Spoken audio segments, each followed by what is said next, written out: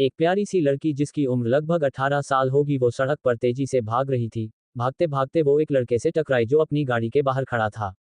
उस लड़के की नज़र जब उस लड़की पर पड़ी तो वो लड़की को देखता ही रह गया। वो लड़की दिखने में बहुत खूबसूरत थी। उसके लंबे सुनहरे बाल, बड़ी बड़ी पलकें, गोरा रंग, चेहरे पर मासूमियत थी। उसकी हाइट लगभग 5 फुट 3 इंच थी। वो लड़की अपने हाथ जोड़कर उस लड़के से मदद मांगने लगी और सुबकते हुए उसके पीछे जाकर खड़ी हो गई। वो लड़का जो काफी हैंडसम था, वो उस लड़की के बिना बोले ही उसकी सारी बात समझ गया। तभी वहां पर 4 से 5 आदमी आ गए। ये देखकर उस लड़की ने घबराते हुए उस लड़के की बाजू कसकर पकड़ ली। वो लड़की इस वक्त बहुत ज्यादा डरी हुई थी। तभी उन आदमियों में से एक आदमी ने कहा, अंडरस्को, ए लड़के ज्यादा हीरो मत बन, लड़की को इधर ला।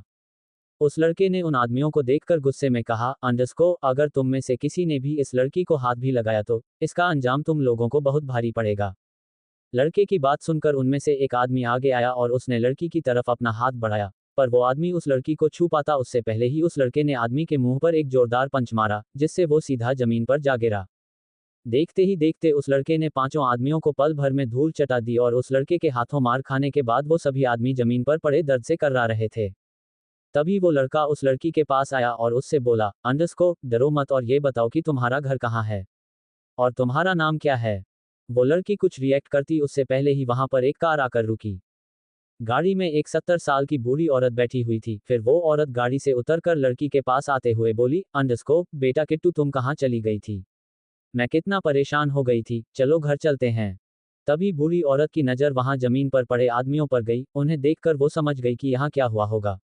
बूढ़ी औरत ने लड़के की तरफ देखकर हाथ जोड़ते हुए कहा, अंडरस्को, बेटा तुम्हारा बहुत बहुत धन्यवाद, तुमने मेरी किट्टू को बचा लिया, मैं तुम्हारा यह एहसान कभी नहीं भूलूंगी। इतना कहकर उसने किट्टू का हाथ पकड़ा और साथ ले जाकर गाड़ी में बैठ गई। थोड़ी देर में वो गाड़ी वहां से जा चुकी थी और वो लड़का उन्हें जाते हुए देख रहा था। कुछ दिनों बाद राठौर हाउस में आज सोमनाथ राठौर की बेटी को देखने के लिए लोग आ रहे थे। सोमनाथ राठौर राजस्थान के एक जाने माने हस्ती थे, जिनके पास रुतबे के साथ साथ बेशुमार दौलत और ताकत भी थी। सोमनाथ राठौर की उम्र करीब 50 साल थी। वो दिखने में हटे कट्टे थे, वहीं उनके चेहरे पर घमंड और आंखों में दौलत की चमक साफ दिखती थी।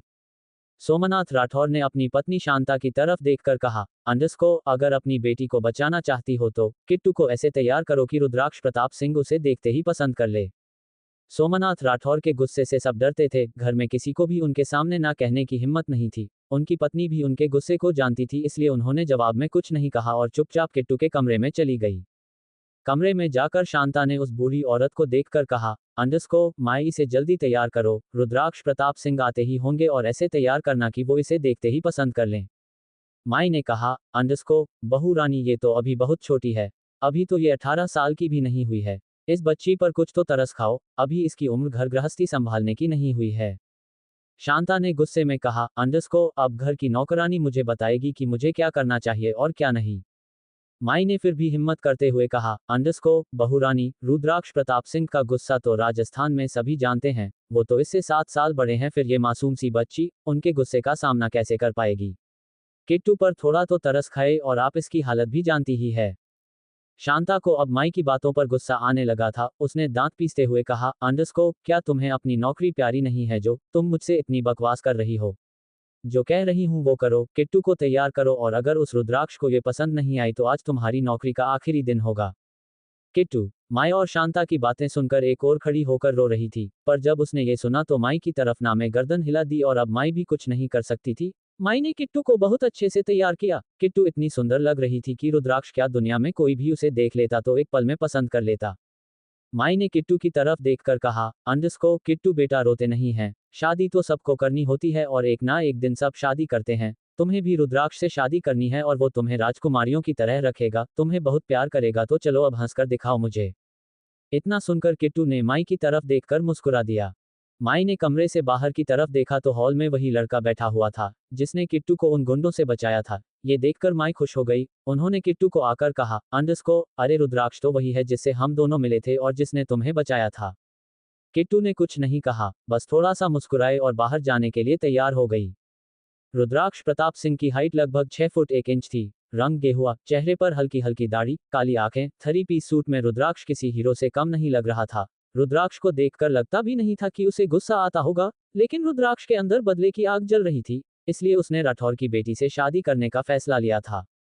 रुद्राक्ष अपने दादा, दादी, छोटी बहन नव्या और अपने छोटे भाई शुभ के साथ किट्टू को देखने आया था। नव्या और शुभ दोनों जुड़वा भाई बहन थे और दोनों की ही उम्र लगभग 21 साल थी। नव्या भी बहुत सुंदर थी, उसके अंदर अपनी मां संध्या की छवि नजर आती थी। वहीं शुभ तो रुद्राक्ष की परछाई लगता था। शुभ रुद्राक्ष से छोटा था, लेकिन उसमें उसकी झलक नजर आती थी।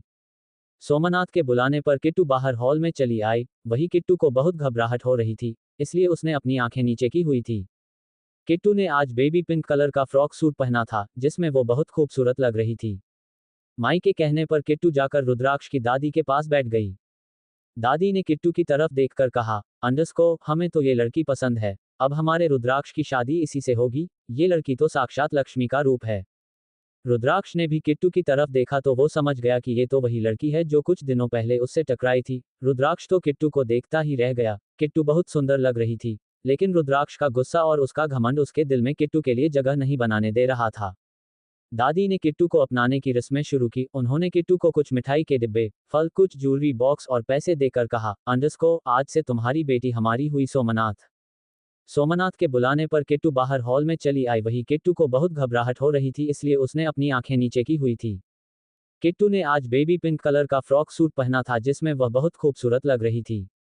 माई के कहने पर किट्टू जाकर रुद्राक्ष की दादी के पास बैठ गई। दादी ने किट्टू की तरफ देखकर कहा, हमें तो ये लड़की पसंद है। अब हमारे रुद्राक्ष की शादी इसी से होगी। ये लड़की तो साक्षात लक्ष्मी का रूप है। रुद्राक्ष ने भी किट्टू की तरफ देखा तो वो समझ गया कि यह तो वही लड़की है जो कुछ दिनों पहले उससे टकराई थी। रुद्राक्ष तो किट्टू को देखता ही रह गया। किट्टू बहुत सुंदर लग रही थी, लेकिन रुद्राक्ष का गुस्सा और उसका घमंड उसके दिल में किट्टू के लिए जगह नहीं बनाने दे रहा था। दादी ने किट्टू को अपनाने की रस्में शुरू की। उन्होंने किट्टू को कुछ मिठाई के डिब्बे, फल, कुछ ज्वेलरी बॉक्स और पैसे देकर कहा, आज से तुम्हारी बेटी हमारी हुई। सोमनाथ। अब आगे। तभी दादाजी बोले, सोमनाथ, पिछली बातों को भूल जाओ, हम आज से एक नई शुरुआत करते हैं। तुम्हारी बेटी को हम राजकुमारी बनाकर रखेंगे और उम्मीद करते हैं कि तुम भी इस रिश्ते को ईमानदारी से निभाओगे। हमारे रुद्र को तुम्हारी बेटी पसंद है, इसलिए हम तुम्हारे घर में खड़े हैं, वरना तुम भी जानते हो कि इस चौखट पर आना हम कभी भी पसंद नहीं करते। सोमनाथ ने नकली हंसी हंसते हुए कहा, अरे दिग्विजय जी, कैसी बात कर रहे हैं आप? मैं पुरानी बातों को कब का भूल चुका हूं। अब तो मेरे और रुद्र के बीच में बिजनेस रिलेशन भी है। दादाजी बोले, हाँ ठीक है, तो फिर शादी का मुहूर्त निकलवा लो। हम जल्द से जल्द अपनी बहू को अपने घर लाना चाहते हैं। और इसी के साथ अपनाने की सारी रस्में भी खत्म हो गई। रुद्राक्ष ये सब देख रहा था, लेकिन उसके चेहरे पर कोई भाव नहीं थे। उसने मन ही मन कहा, सोमनाथ राठौड़, अब मैं तुम्हें बताऊंगा कि दर्द क्या होता है। मैं तुम्हारी बेटी को इतना तड़पाऊंगा कि तुम सोच भी नहीं सकते, और फिर वह खुद आकर तुमसे कहेगी कि मुझे मार दो पापा। वहीं सोमनाथ जी ने रुद्राक्ष की तरफ देखकर मन ही मन कहा, तुम मुझे शह देने आए थे रुद्राक्ष, पर मैंने तुम्हें मात ही दे दी। रस्में खत्म होने के बाद रुद्राक्ष अपने भाई बहन और दादा दादी के साथ राठौर हाउस जा रहा था, तभी वो एक नौकर से टकरा गया, जिसकी वजह से उसे गुस्सा आ गया। रुद्राक्ष ने बहुत गुस्से से उस नौकर को डांट दिया और फिर जाते जाते किट्टू को देखते हुए अपनी आंखों पर गॉगल्स चढ़ा लिए। फिर एक स्माइल करते हुए अपने मन में कहा, आदत डाल लो किट्टू, तुम्हें इस गुस्से को रोज झेलना है, और तुम्हें ये तब तक झेलना होगा जब तक तुम टूटकर बिखर नहीं जाती। वहीं ये सब देखकर किट्टू अंदर तक डर गई। वह भागती हुए माई के पास गई और उनके गले लगकर रोने लगी। माई ने किट्टू को समझाते हुए कहा, बेटा, कोई पति अपनी पत्नी पर बिना बात गुस्सा नहीं करता, और मैं जानती हूँ मेरी किट्टू कभी कोई गलती नहीं करेगी। तू रो मत बेटा, वो तुझे बहुत प्यार करेगा। मेरी राजकुमारी के लिए रुद्राक्ष एक राजकुमार ही है, तो चुप हो जा मेरी बच्ची, रो मत। अब तो तेरे रोने के दिन खत्म हो रहे हैं। देखते ही देखते शादी का दिन भी नजदीक आ गया। किट्टू के हाथों में रुद्राक्ष के नाम की मेहंदी लगी हुई थी, और उस मेहंदी का रंग किट्टू के हाथ पर खूब चढ़ा था। माई ने किट्टू के हाथ को देखकर कहा, देखा बेटी, कितना गहरा रंग आया है, रुद्राक्ष तुम्हें बहुत प्यार करेगा। ये सुनकर किट्टू शर्माने लगी। शादी का दिन। किट्टू लाल लहंगे में किसी राजकुमारी से कम नहीं लग रही थी। रुद्राक्ष भी व्हाइट शेरवानी में एकदम राजकुमार लग रहा था। किट्टू जब मंडप में आई तो रुद्राक्ष की नजर उस पर गई। रुद्राक्ष के दिल में ना जाने क्यों किट्टू के लिए प्यार वाली फीलिंग्स आने लगी, लेकिन उसने उन फीलिंग्स को वही दबा दिया। कुछ देर बाद दोनों के फेरे होने लगे। रुद्राक्ष ने फेरे लेते हुए गुस्से में अपने मन में मन कहा, राजकुमारी कात्यानी और सबकी प्यारी किट्टू, मैं तुम्हें कभी अपनी पत्नी नहीं मानूंगा और ना ही तुम्हें पत्नी का दर्जा दूंगा। तुम यह शादी एक हफ्ता भी निभा लो तो बहुत है, क्योंकि मैं तुम्हारी वो हालत करूंगा कि तुम एक हफ्ते में ही मुझसे डाइवोर्स मांगोगी। वहीं कात्यानी ने मन ही मन कहा, मैं अग्नि को साक्षी मानकर कहती हूँ कि मैं हमेशा रुद्राक्ष को अपना पति मानूंगी, हमेशा इनके कहे अनुसार चलूंगी और जो ये जो कहेंगे वही करूंगी। शादी में रुद्राक्ष का दोस्त निहाल भी आया हुआ था। निहाल और रुद्राक्ष बचपन के दोस्त थे। रुद्राक्ष हमेशा निहाल की बात सुनता था। अगर कभी रुद्राक्ष गुस्से में होता था तो निहाल के अलावा किसी और की बात उसके कानों में जाती ही नहीं थी। रुद्राक्ष निहाल को अपना बहुत अच्छा दोस्त मानता था और निहाल भी रुद्राक्ष को अपने भाई जैसा ही मानता था। निहाल रुद्राक्ष के लिए कुछ भी कर सकता था। वह दोनों बिजनेस पार्टनर और दोस्त दोनों ही थे। दोनों का बचपन साथ में ही बीता था। निहाल बचपन से ही प्रताप हाउस में रहता था। फिर जब वो बड़ा हुआ तो उसने अपना बिजनेस रुद्र के साथ सेटअप किया और फिर खुद के विला में शिफ्ट हो गया। निहाल ने जब कात्यानी को देखा तो अपने मन में कहा, ये प्यारी और छोटी सी बच्ची इस राक्षस को कैसे संभालेगी। इसका गुस्सा तो मैं भी नहीं संभाल पाता तो ये लड़की कैसे संभालेगी।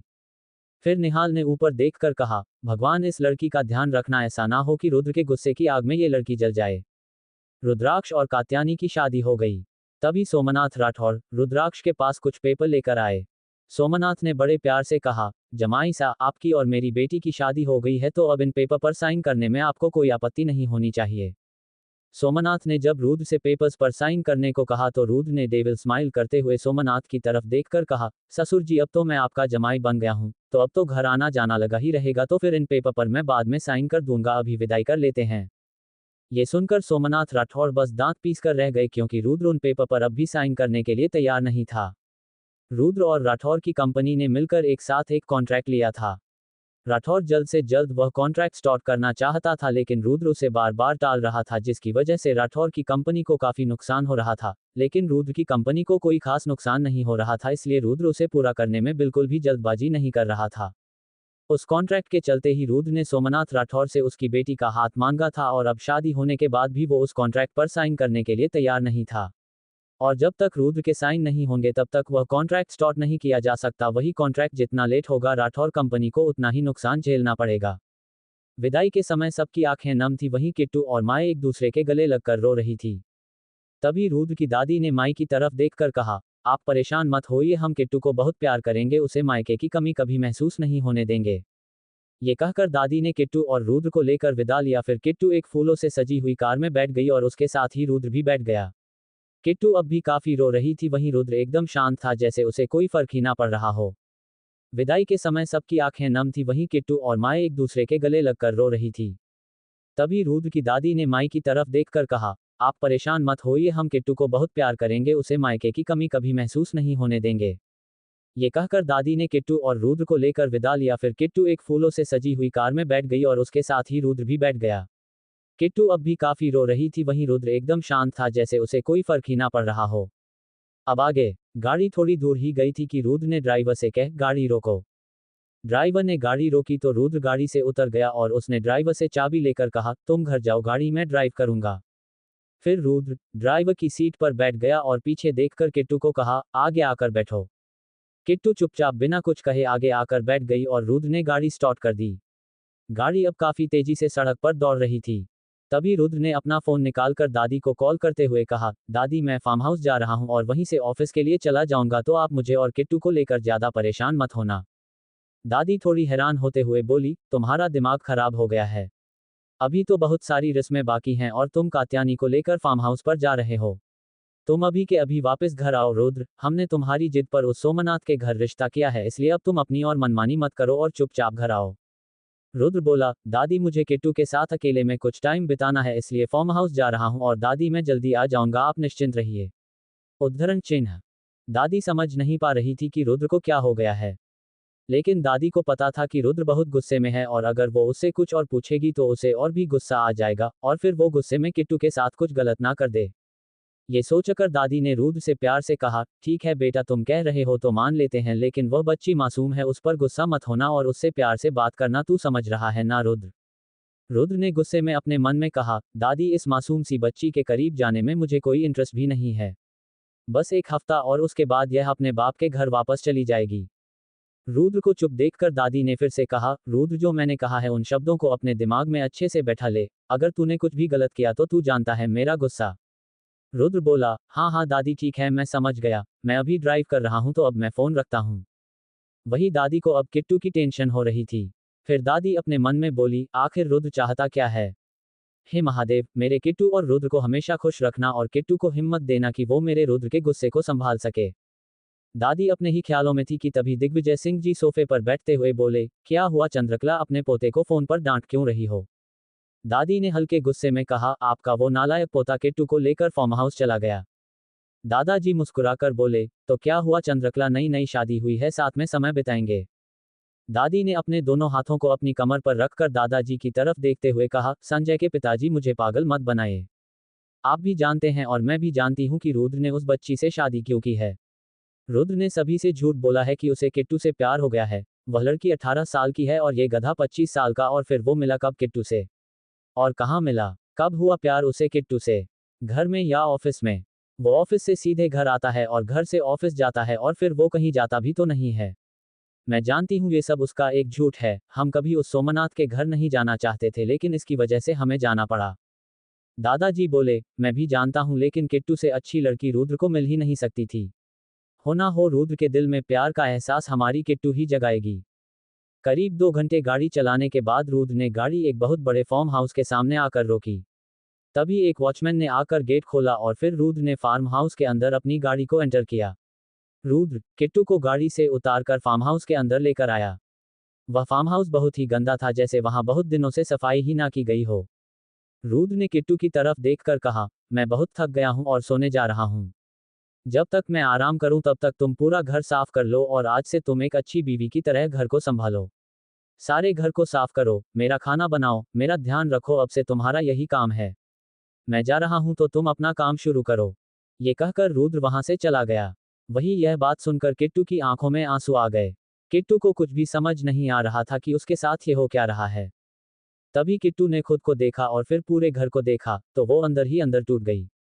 उसे समझ नहीं आ रहा था कि वो कहाँ आ गई है और अब आगे उसके साथ क्या होगा। ये सब सोचते हुए जब किट्टू ने अपनी आंखें बंद की तो उसे माई का चेहरा नजर आया और उनकी कही हुई बात याद आई, बेटा जब तुम ससुराल जाओगी ना तो वहां सब तुम्हारा स्वागत करेंगे, सब तुम्हें प्यार करेंगे, तुम्हें बहुत सारे उपहार देंगे, रुद्र तुम्हें मुंह दिखाई देगा और फिर वो तुम्हारा ख्याल भी रखेगा।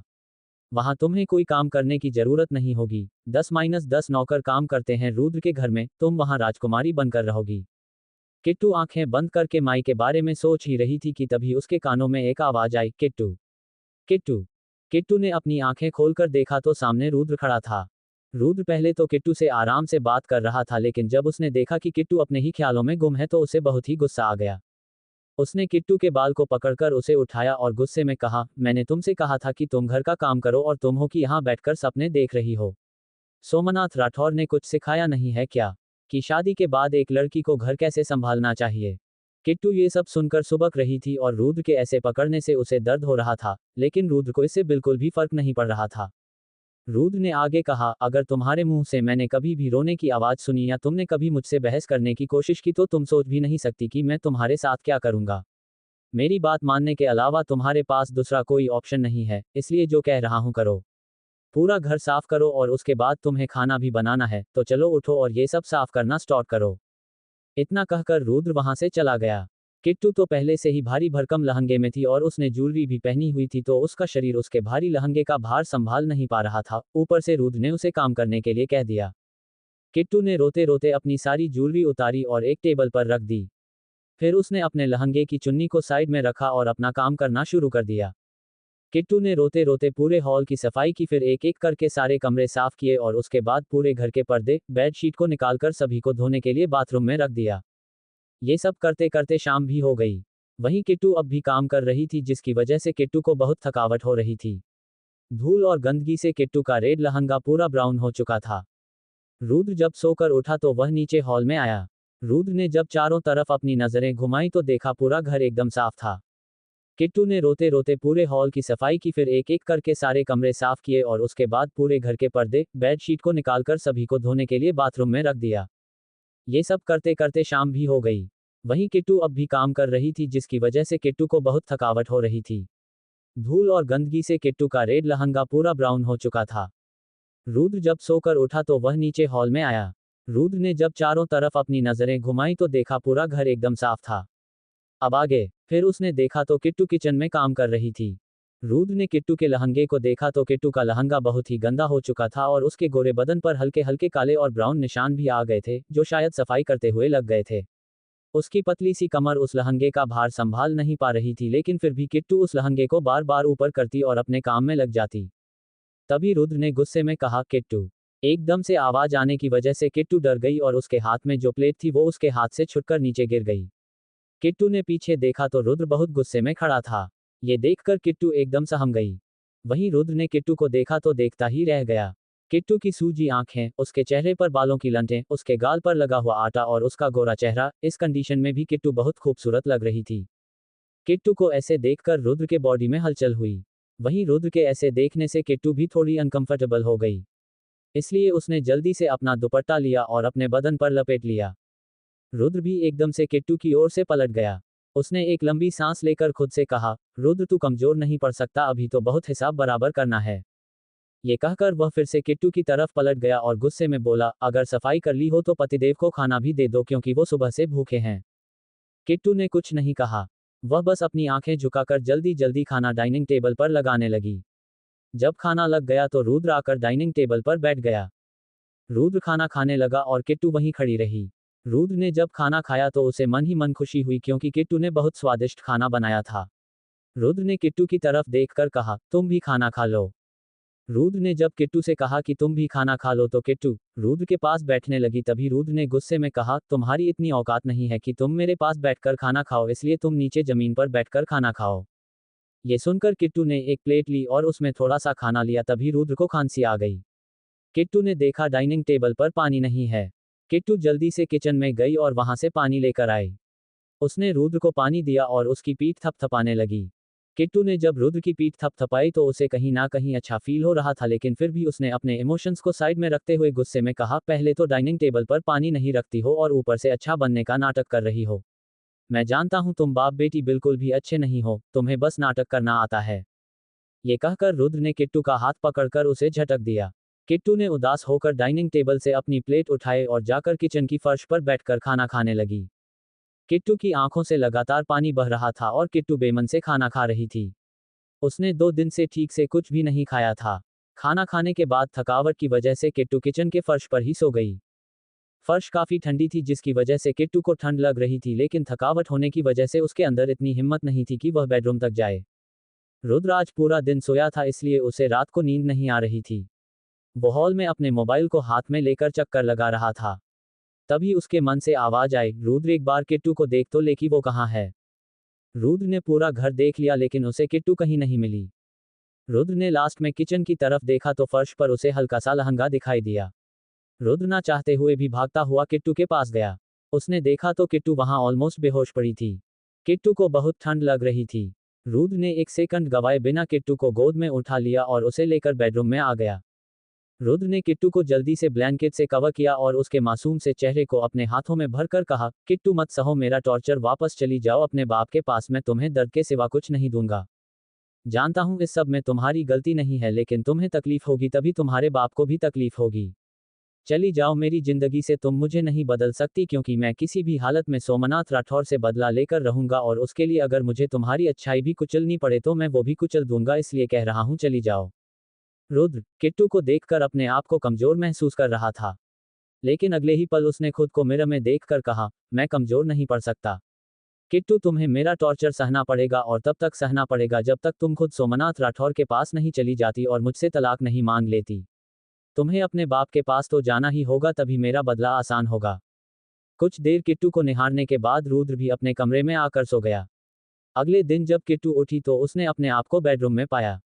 वह सोचने लगी कि वो बेडरूम में कैसे आए। तभी रुद्र रूम में आया और किट्टू को देखकर बोला, ज्यादा खुश मत हो, कल तुम ऑलमोस्ट बेहोश थी इसलिए मैं तुम्हें यहाँ लेकर आया। अब जल्दी से फ्रेश होकर मेरे लिए खाना बनाओ और कल का रूटीन फॉलो करो, जो जो काम तुमने कल किए थे आज भी वही करने हैं, समझ गई। ये कहकर रुद्र वहां से चला गया। किट्टू तो बस रुद्र की बात सुनकर हाँ में अपना सर हिला दी। थोड़ी देर में किट्टू तैयार होकर कमरे से बाहर जाने लगी तो रुद्र से टकरा गई। रुद्र ने किट्टू को देखा तो देखते ही रह गया क्योंकि किट्टू ने हॉट पिंक कलर की साड़ी पहनी हुई थी। मैचिंग लिपस्टिक, हाथों में चूड़ियां, कानों में बालियां, खुले बाल, हल्का सा मेकअप। किट्टू इस वक्त किसी राजकुमारी से कम नहीं लग रही थी। कोई भी उसे देखता तो बस देखता ही रह जाता। और कुछ ऐसा ही हाल रुद्र का भी था। उसकी नज़र किट्टू से हट ही नहीं रही थी। कुछ ही देर में रुद्र अपने होश में आया और किट्टू की तरफ से पलट गया। थोड़ी देर में किट्टू तैयार होकर कमरे से बाहर जाने लगी तो रुद्र से टकरा गई। रुद्र ने किट्टू को देखा तो देखते ही रह गया क्योंकि किट्टू ने हॉट पिंक कलर की साड़ी पहनी हुई थी। मैचिंग लिपस्टिक, हाथों में चूड़ियां, कानों में बालियां, खुले बाल, हल्का सा मेकअप। किट्टू इस वक्त किसी राजकुमारी से कम नहीं लग रही थी। कोई भी उसे देखता तो बस देखता ही रह जाता। और कुछ ऐसा ही हाल रुद्र का भी था। उसकी नज़र किट्टू से हट ही नहीं रही थी। कुछ ही देर में रुद्र अपने होश में आया और किट्टू की तरफ से पलट गया। अब आगे, रुद्र के चेहरे पर हल्की सी स्माइल आ गई थी जिसे रुद्र कंट्रोल करने की कोशिश कर रहा था पर फिर भी वह कंट्रोल नहीं कर पा रहा था। तभी उसने मन में कहा, ये सोमनाथ राठौर के पास जाने से पहले मुझे पागल करके जाएगी, पता नहीं मैं इस इनोसेंट लड़की को कब तक परेशान कर पाऊंगा। रुद्र को अपने इमोशंस कंट्रोल करने में बहुत टाइम लग रहा था क्योंकि किट्टू बहुत ज्यादा सुंदर लग रही थी। किट्टू की खूबसूरती तो कब से रुद्र के दिल के दरवाजे पर खड़ी थी और उसके दिल के दरवाजे को खटखटा रही थी, बस रुद्र ही उसे अनदेखा कर रहा था। रुद्र ने अपने इमोशंस को सीक्रेटली हैंडल किया और पलट कर किट्टू की तरफ देखकर गुस्से से कहा, ये इतना सज धज कर क्या करने का इरादा है तुम्हारा? तुमने क्या सोचा कि तुम इतना सज धज कर मेरे सामने आओगी तो मैं पिघल जाऊंगा? अगर तुम ऐसा कुछ सोच रही हो तो उसे अपने दिमाग से निकाल दो, समझी? क्योंकि मैं तुम्हें देखकर बिल्कुल भी नहीं पिघलने वाला। अब जल्दी से सिंपल से कपड़े पहनो और अपने काम पर लग जाओ, और हाँ, आज के बाद ये मेकअप मत करना, लिपस्टिक तो बिल्कुल भी मत लगाना। रुद्र की बात सुनकर किट्टू ने हाँ में अपनी गर्दन हिला दी। किट्टू ने अपने कपड़े चेंज किए और फिर से अपने काम में लग गई। किट्टू ने फिर से घर का सारा काम किया, नाश्ता बनाया और फिर डाइनिंग टेबल पर नाश्ता लगा दिया। रुद्र खाना खाने के बाद जब ऑफिस जाने लगा तो उसने किट्टू को अपने पास बुलाकर कहा, मुझे मेरे शूज पहनाओ। किट्टू ने बिना किसी हेजिटेशन के रुद्र को उसके शूज पहना दिए। रुद्र ने किट्टू की तरफ देखकर कहा, आज के बाद मुझे कहना ना पड़े, जब भी मैं ऑफिस जाऊं और ऑफिस से आऊं तो तुम्हें मुझे शूज पहनाने और उतारने हैं। किट्टू ने हाँ में गर्दन हिला दी। उसके बाद रुद्र ऑफिस के लिए निकल गया। प्रताप इंडस्ट्री ऑफिस में निहाल ने नोटिस किया तो रुद्र के चेहरे पर हल्की हल्की स्माइल थी। ना चाहते हुए भी रुद्र की आंखों में किट्टू का खूबसूरत चेहरा घूम रहा था। निहाल ने रुद्र को देखकर कहा, क्या बात है, लगता है किट्टू भाभी की खूबसूरती का असर हो रहा है तुम पर। रुद्र ने गुस्से में कहा, शट अप निहाल, काम पर ध्यान दो, मेरी मुस्कुराहट पर नहीं। रुद्र जब ऑफिस से अपने फार्म हाउस पर गया तो उसके साथ निहाल और नील दोनों थे। नील रुद्र का बॉडीगार्ड था, एक 29 साल का लड़का, उसकी हाइट 6 फुट थी, वही उसका रंग गेहुआ था और हीरो सी पर्सनालिटी थी। नील की पर्सनैलिटी ऐसी थी कि कोई भी उसे देखकर अट्रैक्ट हो जाता। तीनों आकर हॉल में बैठ गए। रुद्र ने किट्टू की तरफ देखा जो डाइनिंग टेबल पर खाना लगा रही थी। तो रुद्र ने गुस्से में चिल्लाकर कहा, किट्टू। किट्टू एकदम से सहम गई। रुद्र ने किट्टू को हाथों से ही इशारा किया कि उसके शूज खोल दे, तो किट्टू जल्दी से आए और उसने रुद्र के शूज खोलकर रख दिए, फिर वापस से किचन में काम करने चली गई। निहाल और नील दोनों ये देख रहे थे। निहाल और नील दोनों को ये बात पसंद नहीं आई और वो एक दूसरे को हैरानी से देख रहे थे। दोनों को इस वक्त रुद्र पर बहुत गुस्सा आ रहा था, लेकिन फिर भी वे दोनों चुप रहे। थोड़ी देर में तीनों फ्रेश होकर डाइनिंग टेबल पर खाना खाने बैठे। निहाल ने किट्टू की तरफ देखकर कहा, किट्टू भाभी, आप भी बैठकर खाना खा लो। किट्टू ने डरते डरते रुद्र को देखा। तो रुद्र ने कहा, कोई जरूरत नहीं है, जैसे रोज खाती हो वैसे ही खाओ, अपनी प्लेट उठाओ और जाओ किचन में। किट्टू ने अपनी प्लेट ली, उसमें अपना खाना सर्व किया और चुपचाप जाकर किचन के फर्श पर बैठकर खाने लगी। निहाल को रुद्र की बातों पर गुस्सा तो बहुत आ रहा था, पर फिर भी वह खुद को कंट्रोल कर रहा था। रुद्र किट्टू को बस नील और निहाल के सामने बेइज्जत करना चाहता था और वह ये कर भी रहा था। किट्टू बिना किसी भाव के चुपचाप सारा काम कर रही थी। रुद्र ने खाने के वक्त नील को देखकर कहा, नील, कल से तुम यहीं रहना, तुम्हें मेरे साथ ऑफिस आने की जरूरत नहीं है। उद्धरण चिन्ह। नील को सुनकर थोड़ा अजीब लगा, लेकिन ये ऑर्डर रुद्र का था, इसलिए नील ने बिना कुछ कहे हाँ में गर्दन हिला दी। रुद्र का फार्म हाउस शहर से बहुत दूर था और वहां पर किट्टू और वॉचमैन ही रहते थे। इसलिए रुद्र को एक ऐसे शख्स की जरूरत थी जो किट्टू को प्रोटेक्ट कर सके, और इसलिए ही उसने नील को वहां रहने को कहा था। खाने के बाद निहाल वहां से चला गया और नील सोफे पर बैठकर कुछ काम करने लगा। रुद्र भी खाने के बाद अपने कमरे में चला गया। तभी नील की नज़र कात्यायनी पर गई जो कब से काम कर रही थी। फिर उसने अपना काम पूरा किया और अपने कमरे में चली गई। नील ने नोटिस किया कि कात्यायनी रुद्र के कमरे में ना जाकर किसी दूसरे कमरे में जा रही थी। ये देखकर नील समझ गया कि रुद्र और किट्टू के बीच फिजिकल रिलेशनशिप नहीं है। अगले दिन किट्टू उठी और फिर से सभी काम करने लगी और फिर नील और रुद्र को नाश्ता कराया। फिर वो रुद्र को शूज पहनाने लगी। जब किट्टू रुद्र को शॉक्स पहना रही थी तो उसका नाखून रुद्र के पैर पर लग गया और उससे हल्का हल्का खून आने लगा। किट्टू ने बिना देरी किए अपने होंठ रुद्र के पैर पर रख दिए ताकि रुद्र को दर्द ना हो। जैसे ही किट्टू के होंठों ने रुद्र के पैरों को छुआ उसकी बॉडी में हलचल होने लगी। किट्टू ने थोड़ी देर बाद अपने होंठ रुद्र के पैर से हटा लिए और फिर जल्दी से कमरे में जाकर एक क्रीम ले आए और उस क्रीम को रुद्र के पैर पर लगाकर उसे शूज पहना दिया। रुद्र यह सब देख रहा था और महसूस भी कर रहा था। रुद्र ने मन ही मन कहा, क्या किट्टू की अच्छाई मेरी बुराई पर भारी पड़ रही है? क्या मैं इसके लिए कुछ फील करने लगा हूँ? नहीं, मैं इसके लिए कुछ भी फील नहीं कर सकता। इसके बाप की वजह से मैंने और मेरी फैमिली ने बहुत कुछ सहा है, इसलिए मैं इसे पसंद नहीं कर सकता। इसे अपने बाप के पास वापस जाना ही होगा। रुद्र बिना किट्टू की तरफ देखे वहां से चला गया। वहीं ये सब नील देख रहा था। ये सब देखकर नील ने अपने मन में कहा, किट्टू बहुत अच्छी है, वो रुद्र का कितना टॉर्चर सहती है और रुद्र तो उसे प्यार से देखते भी नहीं। नील ने नोटिस किया कि किट्टू सारा दिन काम करती थी, गार्डन की सफाई, घर की सफाई, इतना बड़ा फार्म हाउस वह अकेले साफ करती थी। जहां 4 नौकर लगते थे वहां वो अकेले उस काम को करती थी। नील को किट्टू पर बहुत तरस आता था, पर वह कुछ कर नहीं सकता था। वह बस किट्टू को काम करते हुए देख सकता था। रुद्र ने नील से स्ट्रिक्टली कहा था कि वह किट्टू की हेल्प नहीं करेगा।